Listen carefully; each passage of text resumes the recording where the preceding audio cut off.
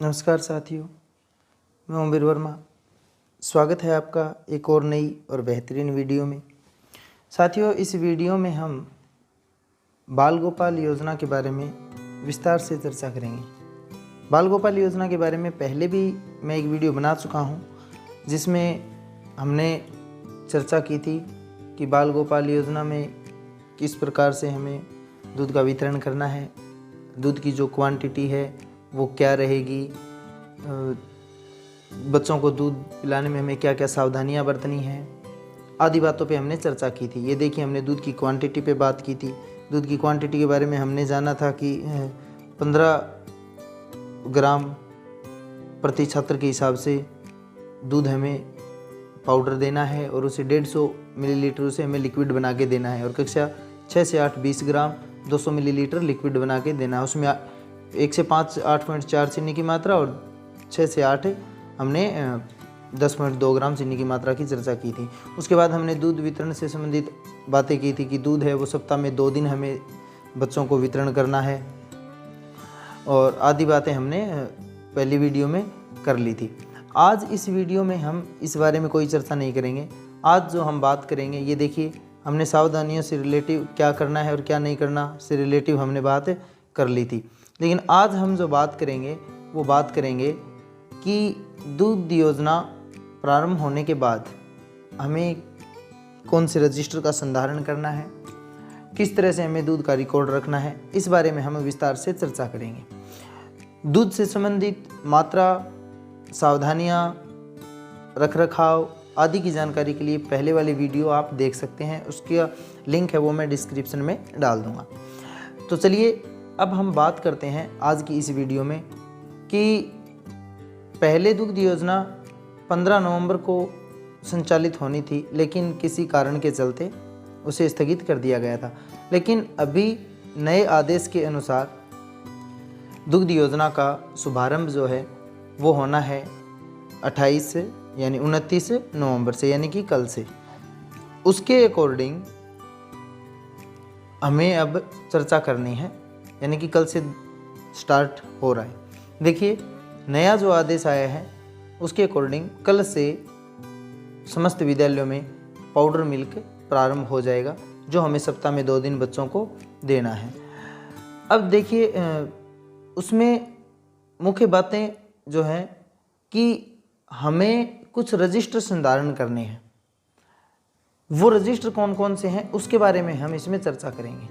देखिए, पहला है दुग्ध स्टॉक रजिस्टर, यानी कि हमें दूध की जो स्टॉक की जो एंट्री करनी है वो किस में करनी है।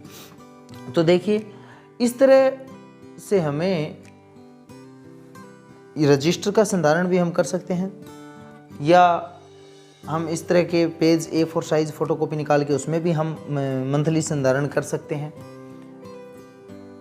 वो हमारी सुविधा अनुसार रहेगा। देखिए, ये रहेगा स्टॉक रजिस्टर।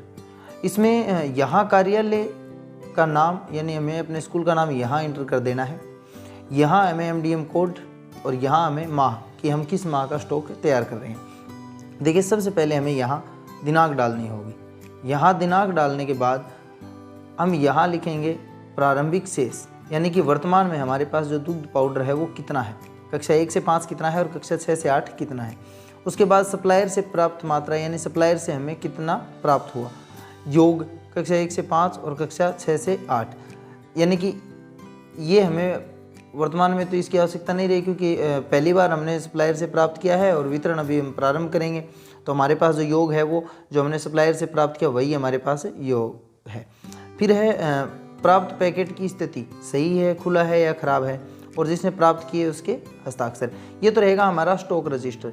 जो दुग्ध पाउडर है उसका स्टॉक रजिस्टर रहेगा हमारा, जिसके अंदर हम पूरी एंट्री करेंगे कि हमारे पास स्टॉक में कितना दूध है। अब ये देखिए, ध्यान रखने वाली बातें कि दूध पाउडर के पैकेट खुले हों अथवा खराब होने की स्थिति में प्राप्त नहीं करें। पैकेट पर एक्सपायरी डेट भी देख लें, अवधि पार पैकेट्स नहीं लें।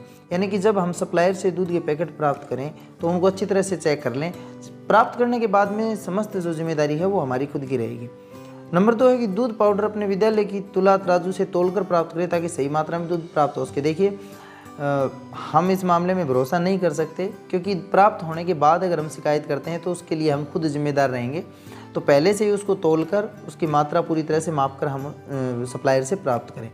दूध पाउडर का भंडारण शुष्क और सुरक्षित स्थान पर करें ताकि दूध पाउडर खराब होने से बचाया जा सके, यानी कि ऐसी जगह पर रखें जहां उसमें नमी की संभावना ना रहे, क्योंकि नमी आने पर दूध पाउडर है वो ख़राब हो सकता है।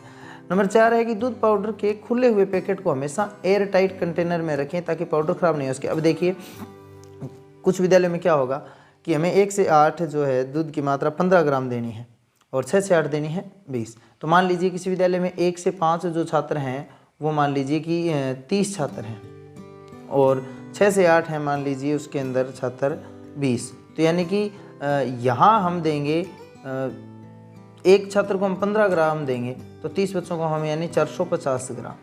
यहाँ हम 20 ग्राम देंगे एक बच्चे को तो 20 छात्र को देंगे हम 400 ग्राम, यानी कि टोटल हम कुल मिला के 850 ग्राम देंगे, जबकि एक पैकिंग में 1 kg दूध पाउडर प्राप्त है। तो अब जो हमारे पास 150 ग्राम दूध पाउडर बच गया उसका हम क्या करेंगे, उसको हमें हमारे पास स्टील के टिन टाइप यानी डब्बे होने चाहिए और उस पैकिंग को हम रबड़ से बैंड करके और रबड़ से बैंड करने के बाद हम उस स्टील के डब्बे में उसको सुरक्षित रखेंगे ताकि वो किसी प्रकार से उसमें नमी ना जाए।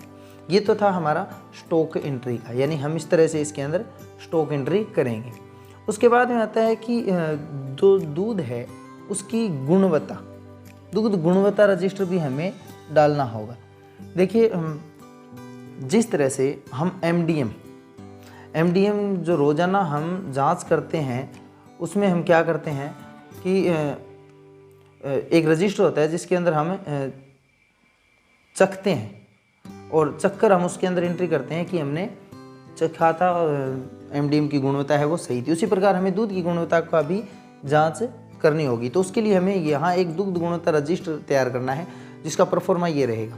उसमें वही सेम प्रोसेस, कार्यालय का नाम, एमडीएम कोड, माह है आदि। उसके बाद हम यहाँ दिनांक डालेंगे।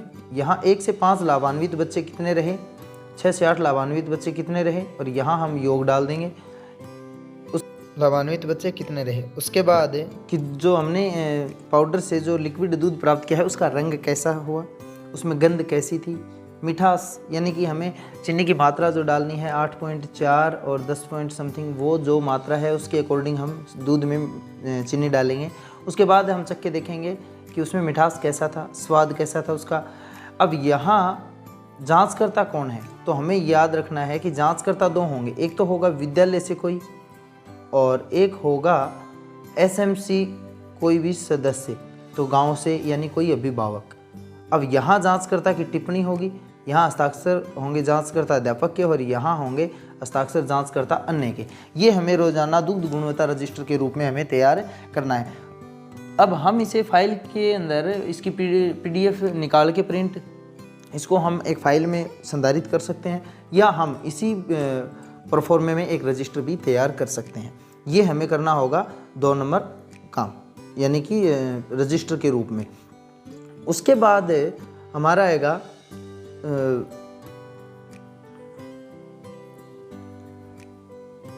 दुग्ध वितरण पंजिका। ये हमें तैयार करनी है दुग्ध वितरण पंजिका। ये देखिए इसमें क्या होगा, दुग्ध वितरण पंजिका में वही सेम प्रोसेस रहेगी। उसके बाद हम यहाँ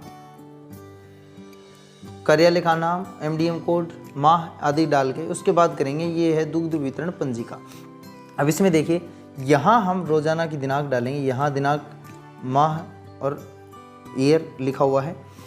प्रारंभिक शेष कितना था 1 से 5 और 6 से 8 कितना, सप्लायर से प्राप्त 1 से 5 और 6 से 8, योग 1 से 5 और 6 से 8, दुग्ध बनाने में खर्च, यानी कि मान लीजिए कि आज तारीख है 29/11/2022, आज की डेट में हमने कक्षा 1 से 5 से कितना खर्च किया, तो मान लीजिए कि हमारे पास विद्यार्थी थे 25, तो 25 गुणा हम 15 कर देंगे।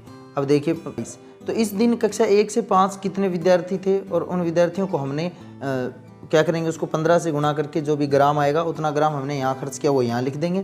कक्षा 6 से 8 हमने कितने ग्राम मिल्क पाउडर खर्च किया वो यहाँ लिख देंगे। अब जो हमारा स्टॉक था, स्टॉक के बाद कितना शेष रह गया वो यहाँ 1 से 5 और 6 से 8 और प्रारंभिक शेष चीनी। अब देखिए चीनी का भी हमें यहाँ रिकॉर्ड रखना है। प्रारंभिक शेष चीनी कितनी है, कक्षा 1 से 5 यानी 8.4 ग्राम के हिसाब से, और कक्षा 6 से 8 10.2 ग्राम प्रति छात्र के हिसाब से। यहाँ हम उसकी गणना करके यहाँ लिख देंगे और उसका योग लिख देंगे। अंतिम शेष चीनी यहाँ लिख देंगे और प्रभारी के यहाँ हस्ताक्षर कर देंगे। ये रहेगा हमारा दुग्ध वितरण पंजिका का रिकॉर्ड। तो साथियों हमें 3 चीज़ें ही याद रखनी है इसके अंदर। पहला जो मैंने आपको बताया था वो रहेगा स्टॉक एंट्री, यानी कि हमने सप्लायर से प्राप्त किया, सप्लायर से प्राप्त करने के बाद हमारे पास जो एंट्री रही वो हमारी स्टॉक एंट्री है। उसका हमें इस प्रोफॉर्मे में रिकॉर्ड रखना है, दिनांक, प्रारंभिक शेष, और उसके बाद हम सप्लायर से प्राप्त मात्रा, योग, पैकेट की स्थिति और हस्ताक्षर प्राप्त कर्ता के। दूसरा जो हमारा था वो रहेगा मिल्क टेस्ट और गुणवत्ता, यानी कि हम दूध का टेस्ट करेंगे। इसमें 2 सदस्य होंगे, एक अध्यापक और एक अन्य कोई सदस्य होगा। वो यहाँ ये रजिस्टर दुग्ध गुणवत्ता रजिस्टर का हम संधारण करेंगे, उसमें हम एंट्री करेंगे कक्षा 1 से 5 लाभान्वित विद्यार्थी, कक्षा 6 से 8 योग, दूध का रंग कैसा तैयार हुआ, गंध कैसी, मिठास और स्वाद। उसके बाद यहाँ पर जांचकर्ता कौन कौन है, जांचकर्ता की टिप्पणी, फिर जांचकर्ता अध्यापक के हस्ताक्षर और अन्य जो सदस्य है उसके हस्ताक्षर यहाँ आ जाएंगे। इसके बाद हमारा जो तीसरा रहेगा वो रहेगा दुग्ध वितरण पंजिका, और ये हमारा महत्वपूर्ण कार्य रहेगा। तो इसके अंदर हम रोजाना की एंट्री करेंगे और उसमें हम प्रारंभिक शेष से स्टार्ट करके कि कक्षा 1 से 5 प्रारंभिक शेष कितना है, कक्षा 6 से 8 कितना है, सप्लायर से प्राप्त कितना किया, दोनों का योग, दूध बनाने में खर्च आज कितना हुआ और अंतिम शेष कितना बचा। यही बात हम चीनी की करेंगे, अंतिम शेष कितने रहे और यहाँ हस्ताक्षर प्रभारी के करके ये काम करेंगे। तो साथियों ये थी एमडीएम की तरह ही दुग्ध वितरण से संबंधित रजिस्टर संधारण की प्रक्रिया, जो हमारे लिए मुख्य रूप से काम में आएगी। तो इसको ध्यान में रखते हुए सारे रजिस्टर का संधारण करें। अब साथियों बात आती है कि कल से प्रारंभ होगी दुग्ध योजना, लेकिन साथियों आपको इसी बीच एक बता दें कि कार्यालय जिला शिक्षा अधिकारी मुख्यालय प्रारंभिक शिक्षा चूरू, ये सिर्फ चूरू वालों के लिए है कि यहाँ सरदार शहर में विधानसभा उपचुनाव होने के कारण आचार संहिता है, और आचार संहिता के चलते यहाँ 29 नवंबर को दूध का प्रारंभ नहीं होगा। तो इस बात को मद्देनजर रखते हुए सिर्फ चूरू जिले को ये देखिए, उपयुक्त प्रासंगिक विषयांतर्गत लेख है कि श्रीमान राज्य परियोजना निदेशक महोदय के आदेशानुसार राज्य में शिक्षा के बढ़ते कदम के क्रम में मुख्यमंत्री बाल गोपाल योजना एवं मुख्यमंत्री निःशुल्क यूनिफॉर्म वितरण योजना का शुभारंभ चूरू जिला को छोड़कर राज्य के समस्त जिलों में दिनांक 29/11/2022 को किया जाना है। अतः समस्त ब्लॉक प्रभारी शिक्षा अधिकारियों निर्देशित किया जाता है कि चूरू जिले में मुख्यमंत्री बाल गोपाल योजना, मुख्यमंत्री निःशुल्क यूनिफॉर्म वितरण योजना का शुभारंभ आदर्श आचार संहिता के कारण 29/11/2022 से नहीं किया जाना है।